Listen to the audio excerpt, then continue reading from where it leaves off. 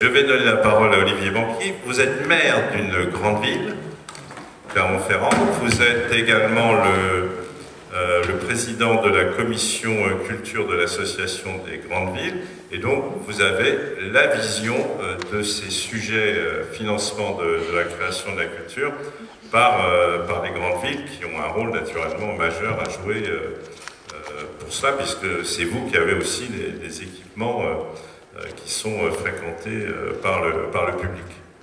Oui, bonjour à tous. Je suis maire socialiste de Clermont-Ferrand. Et on construit aussi un théâtre à 30 millions d'euros. Le concours d'architecte vient d'être fait. On a des communistes et des Verts aussi avec nous. On s'entend très bien. Ça veut dire que je vais commencer par... Il faudrait peut-être un peu contextualiser et rebondir sur quelques remarques de Michel. Moi, je dis, évidemment qu'il y a un contexte. On reviendra sur les baisses de dotation, etc. Mais c'est vrai aussi qu'il y a eu une alternance politique. Et je suis désolé, vous devez regarder de près. On ne peut pas se contenter de dire c'est juste les baisses, etc. Il faut regarder sur chaque territoire de quoi on parle. Il y a des endroits, les choix ne sont pas liés aux problèmes financiers. Moi, j'ai des emprunts toxiques. Les emprunts toxiques indexés sur le Suisse. C'est pas moi qui les ai pris, je viens d'arriver. Et moi, j'ai 4 millions d'euros de l'État en moins chaque année. Mais j'ai baissé de 10% tous mes budgets, sauf l'éducation et la culture. J'ai signé le premier pacte culturel avec la ministre. J'ai fait des choix politiques. Et donc tout le monde peut faire des choix politiques. Et ça, il faut quand même, si on veut mener le combat, on est des professionnels de la culture, si on veut débattre, il faut qu'on aille dans la complexité du débat. Et il ne faut pas avoir peur de se poser toutes les questions. Et qui fait quoi, pourquoi, dans quel contexte. Ça, c'est mon analyse. Si vous voulez faire de la politique, si vous voulez changer la politique, faites de la politique, disait Mendès France. Donc, revenez à la politique, le monde culturel. Je l'ai dit depuis 3 ans à Avignon, à chaque fois aux associations d'élus, au cloître Saint-Louis. Il faut refaire de la politique, pas de la politique politicienne dans les appareils, c'est pas ça qu'on dit. C'est que le monde de la culture, il a aujourd'hui travaillé à sa structuration, à sa légitimation, à son organisation, et il se rend compte qu'au moment où tout ça s'est fait dans la démocratisation culturelle, avec la décentralisation, etc., il n'a pas vu qu'il se passait des choses ailleurs chez les voisins, notamment dans les collectivités locales, je vais y revenir, et qu'aujourd'hui il se retrouve pris entre deux feux sur ce qui se passe, et il se dit il est temps qu'on se réinterroge. Il y a des choses positives qui avancent. Ces débats comme celui d'aujourd'hui, depuis quelques temps nous avons, avec la MGVF et avec d'autres associations d'élus, un tour de table régulier avec l'ensemble des professionnels. Et nous avons décidé la dernière fois à Paris de le construire et de le régulariser, parce que je pense qu'aujourd'hui la solution viendra d'une meilleure compréhension par le monde culturel de ce qui se joue dans les collectivités, je vais en dire un mot, et en même temps pour les élus de se former aux questions culturelles. Parce que effectivement, il y a une génération. Moi je parie que cette élection municipale, elle est de la nature de 1977. C'est la même. Quand on est à l'association des maires de grandes villes de France, autour de la table, il y a au moins une vingtaine de maires qui ont 40 ans comme moi, enfin 45, entre 40 et 50, de droite et de gauche. C'est le premier mandat d'une nouvelle génération. Et aujourd'hui, ces élus sont en train de poser des vraies questions. Quelquefois d'ailleurs, qui feraient frémir les acteurs culturels. C'est ça qui est en train de se passer. Donc aujourd'hui, il y a un devoir comment dirais-je, de relation entre ces mondes. Parce que si on commence à mettre des murs en disant les méchants des collectivités, ils ferment, avec des grilles simplistes, il y aurait ceux qui comprendraient, ceux qui ne comprendraient pas, ceux qui seraient vraiment pour la culture, ceux qui seraient au PS, qui ne seraient pas vraiment pour la culture. Enfin, ce genre de débat qui ne mène à rien. Moi, je constate qu'il y a des maires qui font des grandes politiques culturelles sur mon agglo, qui sont des maires de droite. Et des maires de gauche qui en font des mauvaises. Et inversement, sur mon agglo, il y a des maires de gauche qui font de très bonnes politiques culturelles, des maires de droite qui sont catastrophiques. Moi, je regarde qui fait les bonnes politiques. Alors, il y a la question de la volonté. Nous, on a construit un théâtre à 30 millions. Avec l'Aglo, on va construire une bibliothèque. On fait des états généraux de la culture. On est en train de travailler sur ces questions-là. On n'a pas baissé le budget. Donc, c'est possible. Mais on a fait d'autres choix. Hein, la voirie, je peux vous dire que les cantonniers, ils font la tronche. Parce qu'on a baissé de 12 à 15% les budgets d'entretien de la voirie. On verra bien ce que ça donnera dans 4-5 ans. Et aujourd'hui, c'est pas là qu'on met la priorité. Alors, maintenant, quand on a dit ça, la volonté, il faut quand même qu'on rentre dans le débat de qu'est-ce qui se passe dans les collectivités. En dehors de la question de ces élections qui ont changé les choses. Il y a trois grands phénomènes de mon point de vue. Il y a les baisses des financements, vous l'avez dit, c'est une réalité. Moi, président du conseil départemental, qui n'est pas très puissant dans les financements culturels déjà, il a envie de se retirer, mais le RSA, il explose à plus 20%. Ils ont plus, n'oublions pas une chose, on a perdu en souveraineté fiscale, hein, parce que ça, c'est pas simplement qu'on a perdu des moyens, c'est qu'on n'a plus que 10 à 12%, je ne parle pas des villes, hein, mais dans les départements ou les régions, ils jouent sur combien de pourcentage de leur budget? Ils n'ont plus de souveraineté fiscale, ils ne peuvent pas gérer ça. Donc en plus, vous tapez sur des gens qui n'ont plus les moyens de faire des choix.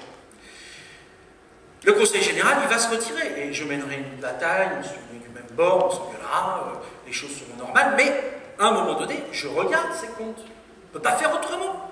D'ailleurs, les mêmes seraient dans la rue s'il a décidé d'arrêter de suivre l'augmentation du RSA, créer au scandale, etc. Donc, il faut qu'on ait aussi, qu'on accepte cette transversalité des financements. Moi, j'ai été 15 ans adjoint à la culture, alors évidemment, je suis sensible. Mais mon adjointe, elle trouve que je ne lui donne pas encore assez. Parce que c'est difficile, parce que tout d'un coup, je découvre que j'ai des politiques publiques extrêmement importantes que je dois maintenir dans l'espace public. Donc, ça, c'est le premier point, la baisse des financements. Et la perte de souveraineté fiscale, j'insiste, on en parle très peu, c'est une réalité. D'ailleurs, les nouvelles régions sont des nains budgétaires. C'est des nains budgétaires. Midi-Pyrénées a moins d'argent que la métro de Toulouse. Donc, je suis désolé, mais il faudra bien qu'à un moment donné aussi, si on veut construire des grandes régions, on leur donne les moyens fiscaux. Attendez, la perte de souveraineté, c'est que vous n'avez plus les moyens de fixer les impôts. Vous ne décidez pas, vous ne votez pas les impôts, puisque à un moment donné, c'est des dotations qui tombent. Donc, ou alors c'est des petites taxes qui n'ont pas de marge de progression. Deuxième élément, pour baisser, moi, personne ne le sait, mais je vais augmenter les impôts brutalement l'année prochaine. Et là, ne répétez pas. Mais j'ai vu qu'il y avait ne tweetez pas. Je mettrai l'embargo, j'ai pas dit chiffres exprès pour pas tomber dans. On se méfie maintenant avec les iPhones et tout ça, ça va très vite. Et donc, mais on est obligé, mais dans la rue, il y aura des gens. Le PC, par exemple, il ne veut pas que je monte les impôts. Donc, moi aussi, je dis qu'il faut un peu complexifier les choses. Hein. Il faut qu'on discute. Je veux bien maintenir les enjeux sur l'éducation et la culture, mais le PC ne veut pas augmenter les impôts. Je dis ça parce qu'on est dans ce débat. Donc, moi, j'aime bien discuter comme ça. Et j'aime pas les simplifications. J'aime pas les simplifications. Le monde aujourd'hui, c'est ça la question politique. Le monde est complexe. Et ça suffit d'avoir des explications unitaires. Il faut penser la complexité. C'est la seule solution. Je ferme la parenthèse sur le PC. Deuxième chose, on est minoritaire culturellement. Je ne veux pas faire Gramsci, pour le coup, je reste dans le truc. Quand on est minoritaire culturellement, on est minoritaire politiquement. Et je suis désolé, oui. Pourquoi il y a plein de mairies aujourd'hui qui attaquent sur ces questions-là? Parce qu'on est minoritaire culturellement. Parce que les gens, je suis désolé, ils ne se mettent pas dans la rue pour défendre les budgets culturels. Ils ne se mettent pas, ils ne sont pas mis dans la rue, excusez-moi, mais faites une analyse politique. Quand il y a eu 180, disait David, des manifestations supprimées, des investissements annulés, vous avez vu des manifestations dans ces territoires? Vous avez vu des citoyens se mobiliser? Ça aussi, il faut poser la question. Pourquoi nous en sommes arrivés là? Et donc ça appelle à d'autres politiques publiques, de médiation, d'accompagnement, etc., etc. Et enfin, troisième chose, je voudrais insister, c'est, oui, les élus locaux, depuis 2 ans, 3 ans, on s'est beaucoup concentré sur nous-mêmes, c'est-à-dire sur nos bouleversements territoriaux. Il y a 2 ans, on ne savait pas si les conseillers généraux, ils n'allaient pas disparaître. Nous, on est très engagés sur les mouvements intercommunaux. Je pense que d'ailleurs, je dirais quelques pistes quand même de bonnes nouvelles. Je pense que la piste intercommunale est une piste aujourd'hui. Il y a des budgets là, il y a des moyens, il y a de la mutualisation, il y a de l'intelligence, il y a de l'aménagement du territoire. Parce que dans une interco, il y a la ville-centre qui a toutes les compétences culturelles et toutes les dépenses, et puis il y a des territoires autour qu'il faut aller voir, sur lesquels il faut faire de l'implantation. Et par exemple, c'est le périurbain. Et le périurbain, on sait exactement quel est le problème politique sur le périurbain, dans ce qu'il vote. Donc il y a un enjeu extrêmement important sur la question culturelle en intercommunalité. Il y a la question des métropoles. Les métropoles, c'est qu'on soit d'accord ou pas d'accord, c'est ce qui va structurer les grandes régions, ce qui va structurer la vie culturelle du territoire. C'est là que ça va se passer. Donc il y a une question aussi, c'est pour ça que l'interco est important, pour que ça pollinise sur tout le territoire de la métropole, que ça ne reste pas sur les quartiers centraux. Donc on a beaucoup travaillé sur ça. Et il y a une chose qui est en train de se passer qui est extrêmement intéressante, C'est que, pour moi d'ailleurs, c'est la vraie évolution enfin de la décentralisation. On va vers la Gironde. C'est-à-dire qu'on ne va pas faire la même chose suivant le territoire où on habite. Enfin. C'est la métro de Lyon, c'est pas la communauté urbaine de Clermont-Ferrand. Moi, j'ai pas les mêmes compétences. En Ardèche, il ne faut pas supprimer le conseil départemental, parce que c'est lui qui fait des politiques culturelles, parce qu'il n'y a pas d'interco et il n'y a pas de grande métropole en Ardèche. Donc il faut que sur chaque territoire, on trouve le porteur territorial. Et c'est ça, c'est en ça qu'il y avait des pistes avec les conférences de territoire, parce qu'il y avait la possibilité là de mettre autour de la table tout le monde. Et je déplore tout le monde le fait qu'il n'y ait pas de commission culture. C'est une erreur. Je ne sais pas, enfin, j'essaye de ne pas savoir, enfin je sais bien, mais je ne dirai pas d'où ça vient. Je pense que c'est nul. Je pense que c'est une erreur. Et, mais au moins, je crois qu'aujourd'hui, il faut que les élus qui se battent sur la culture se disent une chose. Bon, on n'aura pas notre bac à sable entre nous. C'est pas très grave. Mais vous allez peut-être nous allons coloniser la plénière pour ramener les questions culturelles dans la plénière. C'est ça notre objectif politique. Et moi, je pense qu'il faut faire de cette défaite technique une victoire politique en amenant la question culturelle dans la plénière. Et au fond, je ne suis pas certain qu'à terme, ça ne soit pas mieux. Parce que, comme d'habitude, on nous aurait cantonné dans notre entre-soi, on aurait réuni les 10 adjoints à la culture du territoire, on aurait été content, on aurait fait de la thérapie de l'eau, on sait faire, ça nous fait du bien, et puis c'était fini. Les grands chefs à plus, nous discutaient des choses. Là, ils seront obligés de discuter avec nous de culture. Donc il y a des pistes positives. Si vous me permettez, je conclue. Il y a ces réunions avec les professionnels. Il faut qu'on continue, il faut qu'on débatte, il faut que vous appreniez à comprendre les problématiques aujourd'hui des territoires et que nous, on comprenne aussi les problématiques des professionnels. On ne peut pas rester dans ce schéma d'affrontement. La solution ne viendra que si nous la trouvons ensemble. Deuxième piste, il y a ces conférences territoriales et il y a quand même les dispositifs. Il y a le CCTDC. Nous aurons demain avec la ministre un CCTDC en Avignon, comme chaque année. J'y représente la NGVF, je pense qu'il y a des enjeux. Je le dis à Michel Ornier, il faut vraiment que le ministère mobilise cette conférence des territoires parce qu'elle est extrêmement importante. Elle a réussi. Elle nous a permis depuis des années de construire avec les associations d'élus quelque chose. On attend un geste fort demain pour renforcer cette dynamique. Et puis, il y a le pacte. Vous l'avez dit tous les deux. Nous, on a signé ce pacte. C'est pas rien. Il y en a 40. On arrivera à 100. Le pacte, c'est la sanctuarisation budgétaire pendant 3 ans. C'est pas rien. C'est donc aujourd'hui une arme qui a été créée par le ministère pour endiguer ce désistement des collectivités locales. En tout cas, le freiner intelligemment. Ça a permis dans chaque territoire de définir quels étaient nos objectifs. Ça a sanctuarisé aussi pour les maires, c'est très facile. Hein. Ça nous aide, ça nous sanctuarise par rapport à nos autres partenaires. Donc, il y a le pacte, il y a le CCTDC, il y a les conférences en région. Je pense qu'il y a ce dialogue avec les professionnels. Le paradoxe, c'est que oui, il y a une mutation culturelle, elle est extrêmement violente à vivre, mais elle est enthousiasmante parce que c'est le moment de réécrire une nouvelle page. Ceux qui disent depuis des années de façon incantatoire la décentralisation culturelle, la décentralisation, eh oui, la première période est terminée. À nous d'écrire la nouvelle période de la décentralisation culturelle.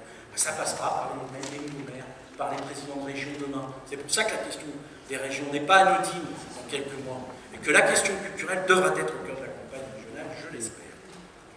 Merci beaucoup.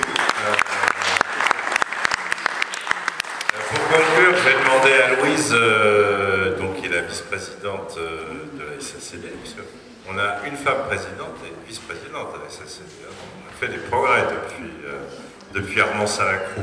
Bon. Louise, qu'est-ce que tu retiens? Moi, finalement, ce débat, je le sentais tristounet. Et puis, au fond, vous l'avez... merci, parce que vous avez donné un nouveau souffle, un nouvel élan. Et je pense que c'est au cœur de la crise qu'on retrouve la manière de la dynamique, la manière de reconstruire. Et c'est vrai qu'il y a une grande période de la décentralisation. Les pionniers s'en vont, c'est normal. Mais il y a quelque chose de formidable à reconstruire. Donc Louise, tu vas faire la conclusion. C'est difficile après tout ce qui a été dit, mais je voulais apporter aussi par rapport à ce que vous disiez sur la politique. Je pense aussi que ce qu'a oublié de dire Marc Brunet, c'est que aussi à Fontenay, si ça s'est passé, c'est parce qu'il y a eu un collectif d'artistes de la ville qui s'est fondé, toute tendance, alors hors tendance politique, hors parti politique, c'est vraiment des artistes qui ont milité depuis plus de 15 ans, je pense, hein, ouais, créer ce collectif et dire on fait collectif des artistes pour un théâtre. Voilà. Et que donc aussi en tant qu'artiste, c'est pas une question d'être dans un parti, c'est aussi une question d'agir sur le territoire où on est, de se rassembler, de faire de la politique, comme vous dites. C'est-à-dire qu'on a fait, après, ça a été très loin d'ailleurs, on a fait des couscous artistiques où on se réunissait avec des artistes très différents, les uns des autres, de toutes disciplines, pas les mêmes opinions, ni artistiques, ni politiques, mais on avait quand même une opinion commune, c'est il faut un lieu pour cette ville. Et ça, c'était important, et j'en faisais partie, je suis tout à fait d'accord avec vous pour dire qu'il faut aussi faire de la politique différemment. Et ça, c'est faire de la politique. Pour moi, c'est une politique artistique, c'est aussi des artistes engagés. Je voudrais quand même dire, par contre, que nous, à la SACD, on a quand même des remontées d'auteurs, hein, et que, effectivement, l'heure est quand même grave, et que, je ne sais pas, Michel, quand tu as dit que l'État intervenait beaucoup sur les compagnies, j'ai pas tout à fait les mêmes retours. Alors, j'ai pas des retours chiffrés pour le moment, on va certainement s'en occuper. Mais beaucoup de compagnies survivent actuellement, quand même, grâce aux efforts des collectivités locales, régionales, départementales et municipales. Et même, je dirais, des auteurs, actuellement, il y a des bourses d'écriture de ça qui sont données par des départements, par des régions, par des villes, et pas seulement par l'État. Donc, bon, je ne veux pas entamer une polémique sur les chiffres, mais peut-être tu parles des compagnies conventionnées. Parce non, c'est pas un sujet de polémique du tout, c'est des tableaux, enfin je veux dire, les compagnies sont aidées par évidemment l'ensemble des collectivités publiques, mais à l'inverse de ce qui se passe pour les labels ou pour les institutions, où là ce sont les collectivités territoriales qui sont largement majoritaires dans le financement, pour les compagnies, c'est l'État qui intervient le plus. Voilà, ça ne veut pas dire que les autres n'interviennent pas, mais ça c'est purement factuel, je te passerai les tableaux si tu veux, je ne rien de plus. D'accord. Voilà, donc je voulais aussi évidemment être le témoin, puisqu'en tant qu'élu des auteurs, être le témoin aussi de, bon, ça a été dit par tout le monde, hein, de la difficulté, parce que ce qui va se passer aussi, et ce qui se passe déjà dans beaucoup de villes, c'est aussi, plutôt que de faire de la création, c'est-à-dire plutôt que prendre le projet d'écriture de tel ou tel auteur, on va demander aussi aux compagnies de faire du commercial, entre guillemets, c'est-à-dire soit du classique, parce qu'au moins on pourra amener les élèves, ou soit du théâtre commercial, c'est-à-dire c'est aussi des demandes maintenant qui arrivent aux compagnies. Et ça aussi c'est un vrai problème pour la création en général et pour les auteurs aussi, parce que on les empêche de travailler sur le territoire, sur la création d'aujourd'hui, ici et maintenant. Bien, merci à tous les intervenants. Il y a des questions dans la salle éventuellement? Petite question. Là-haut, je ne sais pas s'il y a un micro qui circule, mais vous avez une voix chaubune, alors vous avez...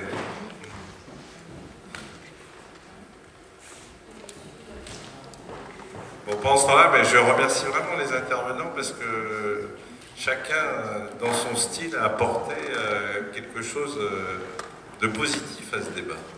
Bonjour, je m'appelle Alain Foy, je suis écrivain, dramaturge, SACD, et metteur en scène, directeur d'une compagnie qui est des arts qui réside en Seine-Saint-Denis, à Bondy exactement. Alors j'ai noté 3 termes qui me semblent essentiels dans ce débat: complexité, lien social, bien entendu, et j'ai entendu beaucoup de choses sur la question de la quantité. Moi, justement sur ces termes-là, et notamment sur le fait, comme disait le maire de Clermont-Ferrand, il ne faut pas avoir peur des questions qui fâchent. Je voudrais savoir, au fond, qu'est-ce qu'on fait dans la dimension du lien social. On a parlé effectivement des événements du mois de janvier, on peut aussi parler d'Exhibit B, de la tension qui existe aujourd'hui en France. Qu'est-ce qu'on fait comme réponse, autre que des réponses sur des questions quantitatives, mais sur des dimensions réellement qualitatives, sur les territoires, mais bien au-delà, au niveau de l'État en général, pour que l'ensemble de la complexité, et je n'utilise pas le mot diversité parce que le mot diversité est un terme à bannir de mon point de vue parce qu'il renvoie à l'altérité, puisque nous sommes tous complexes et tous uniques. Qu'est-ce qu'on fait effectivement sur cette notion-là en France, dans la politique culturelle, la politique culturelle en France? Voilà, je vous signale, avant d'attendre la réponse, que nous avons un débat ici même demain à 17h30 sur cette question-là, surtitré « Qu'est-ce qu'elle a ma gueule ?», mais la question c'est « En noir et blanc ou en couleur, quel théâtre faisons-nous » ? Je vais vous donner un élément de réponse là-dessus, puisque on a eu des assises de la jeune création il y a très peu de temps, où la question était au centre du débat. Et donc, cette question de la diversité, la ministre tient à ce qu'on la porte de la même façon qu'on a porté, qu'on est en train de porter celle de la parité. Et donc, il y aura au sein du ministère un haut fonctionnaire qui va être nommé pour faire exactement ce que fait son correspondant parité homme-femme, de telle sorte qu'on ait une politique qui se mette en place de façon très très active sur ces questions-là, où évidemment on n'est pas du tout bon en termes statistiques sur les questions de diversité, ça c'est clair. Voilà, alors une dernière question, allez-y. Donc Claire Papillon, vice-présidente de la Fédération française des maisons des jeunes et de la culture, et vice-présidente de la COFAC, coordination des fédérations associations de culture. Une table, elle a 4 pieds. Vous avez parlé du pied État, du pied collectivité territoriale, du pied professionnel de la culture. Il y a un autre pied qui peut-être est très peu convoqué dans les discussions et qui explique peut-être que dans la rue, il n'est pas là pour défendre ni les professionnels de la culture, ni les élus de la culture. Ben, c'est les amateurs et le citoyen, le peuple, qui veut aussi faire ses droits culturels, avoir et participer sur ses droits culturels. Merci, mais Michel va répondre, mais je vous signale quand même qu'il y a des tables à 3 pieds. Bon. C'est des tables Là, elles sont à 4. Mais on va faire une table à 4 pieds. Et en tant que COFAC, je sais que vous êtes un peu au courant, puisque on a entamé avec l'ensemble des organisations professionnelles, les organisations de salariés, les organisations d'employeurs, un débat pour modifier la loi en ce qui concerne les pratiques amateurs. La ministre est très engagée sur le sujet. Il y a 12 millions de Français qui pratiquent le spectacle vivant en amateur. Donc c'est évidemment quelque chose de très important. Et aujourd'hui, cette pratique en amateur, elle est régie de la même façon que dans les années 50. Et on est avec des textes qui ne sont plus du tout adaptés à ce qu'elle est. Alors évidemment, c'est compliqué à faire bouger parce que ce sont des textes qui, en même temps, protègent le travail et la légalité du travail avec les professionnels, mais on a bien avancé avec l'ensemble des organisations et on portera lors de la discussion au Parlement un amendement sur les pratiques amateurs qui permettra de libérer la pratique amateur en France. Voilà. Merci Michel pour cette réponse claire et précise. Et merci à tous d'être venus et merci à nos intervenants pour ce débat, le compte rendu dans quelques jours sur le site de la SACD. Voilà.